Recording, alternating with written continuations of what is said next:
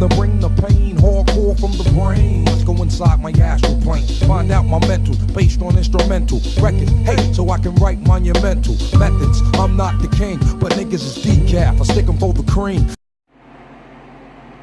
It's time for Andre Berto to hang him up. This guy has been through way too many wars, way too many battles. Soto Caras, you know, he took a schooling from Floyd Mayweather. He had a ruptured shoulder. I mean, this guy has been through some major battles. I mean, fighting Robert Guerrero, getting mauled by him. You know, this stoppage and the Sean Porter fight. I think at this point, and it's like I said before the beginning of this fight, and I said it in my prior video when I said that what I expected the outcome of this fight between Porter and Berto to be, which it turned out to be exactly that. The issues that I have with Andre Berto has been always, Andre Berto has never looked like he had strong legs. When he was younger, he had issues being able to stay upright, and as he's gotten older and his reflexes have diminished, and you know, he's slowed down in terms of not speed of thought but speed of body. I mean, he's still relatively fast. You saw it tonight versus Porter. He caught Porter with some vicious uppercuts, but he, you know, I said many moons ago that Berto reminded me of Meldrick Taylor. And if anybody ever watched Meldrick Taylor, I'm sure that the OGs of the LDBC know exactly what I'm talking about when I'm saying this. Meldrick Taylor had reflexes that were ungodly.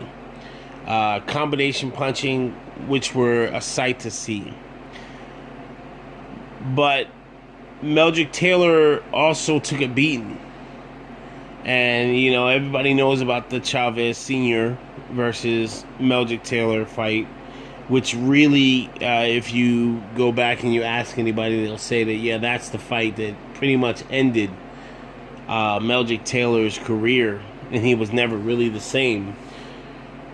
I always said Andre Berto is a direct reflection of Meldrick Taylor, in the sense that Andre Berto had ridiculous reflexes, he had that stunning power, and he had a warrior's mentality.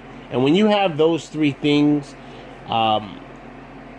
coupled with a lack of defense, because Andre Berto's defense has always been suspect, or I don't want to, you know, I shouldn't say suspect, but it has never been grade A defensive prowess and skills. It's a recipe for disaster. And Berto has been in way too many wars, way too many rough and tough fights, and he's had a pretty darn good career. I believe Al Bernstein, I believe that my man, the ace commentator in boxing, who I feel is number one today, and Paulie Malignaggi, he said it, he made reference to it. When you get to a certain age in the sport, you start to question yourself, why are you here? Are you willing to go through that fucking hell for a victory, for a W? And I believe that Andre Berto is the type of fighter who he never has quit in him. He fights and he fights and he fights, and he'll give everything he has to his dying breath. But at this point, for the betterment of Berto and his family, I feel he should hang it up. He's had a great run. He's made a ton of money, and I feel overall that Andre Berto, to me, at this point, stepping in the ring with the young, hungry lineup that is at 147, is just a recipe for disaster. I don't want to see Andre Berto, much like Meldrick Taylor, many years later, unable to actually form complete coherent sentences. Let me know what you guys think. Do you think Andre Berto should hang it up? I feel he should. Or do you think that Andre Berto, based on his toughness and grit, earns himself another fight? It's your boy Questex. I am out. Peace.